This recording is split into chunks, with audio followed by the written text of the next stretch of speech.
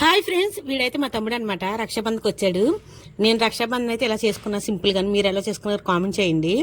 నేను వాయిస్ ఎవరో వెనకాల ఇవ్వక్కర్లేదు, కామెడీ బాగా చేస్తున్నాడు కదా అనుకున్నా, కానీ సౌండ్ బాగా ఎక్కువైపోయింది. పిల్లలు టీవీ అనేది పెట్టుకున్నారనమాట, అందుకు తప్పలేదు వాయిస్ ఎవరు ఇవ్వడం. అలాగే చిన్నప్పుడు ఎంత కొట్టుకునే వాళ్ళమో ఇప్పుడు అంత ప్రేమగా ఉంటున్నాం అనమాట.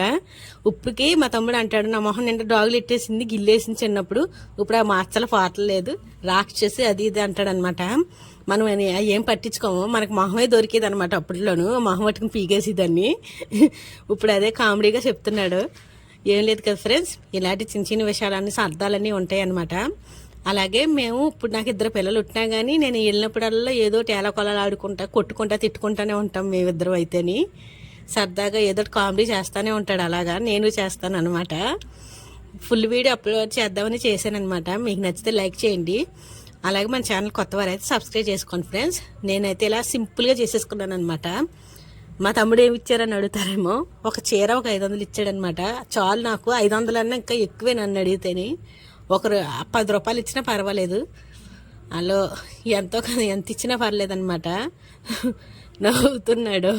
నేను నోట్లో పడితే కప్ప సాపాడు అనమాట నూరు, అందుకే నేను నవ్వాను, ఆడు నవ్వుతున్నాడు అనమాట. లాస్ట్లో కొంచెం కామెడీ యాడ్ చేశాను, మీరు కూడా చూసాను ఫ్రెండ్స్. కొత్త వారు అయితే సబ్స్క్రైబ్ చేసుకోండి.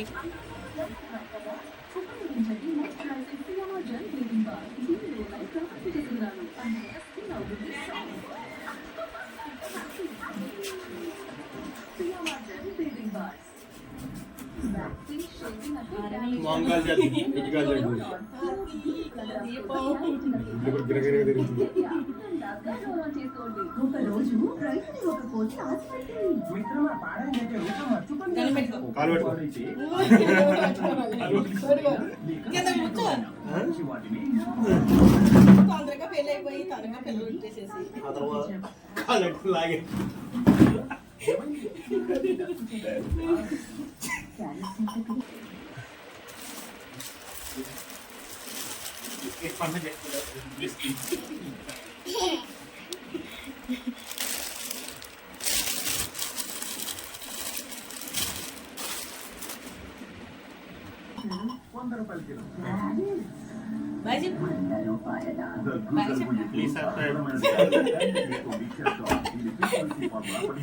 Please subscribe.